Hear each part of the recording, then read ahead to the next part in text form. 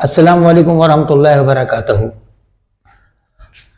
माजून मखविये गुर्दा व मसाना, गुर्दे और मसाने की सोजिश को दफ़ा करता है और ज़िक़ुल नफ्स में मुफीद है और आवाज़ को भी साफ़ करता है।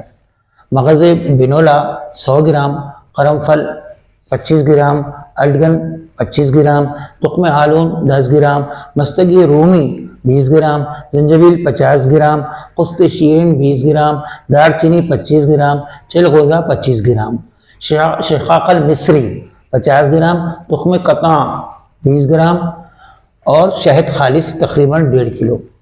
सब तमाम अद्वियात का अच्छी तरह फाइन पाउडर बनाकर शहद का खिवाम बना के उसके अंदर इसको अच्छी तरह से हल कर लिया जाए। सुबह और शाम 5 ग्राम की मकदार में दें, इंशाअल्लाह ताला बेइंतहा फ़ायदा होगा। सवाब की निस्बत सवाब की नीयत से सब्सक्राइब कीजिए, लाइक कीजिए, शेयर कीजिए।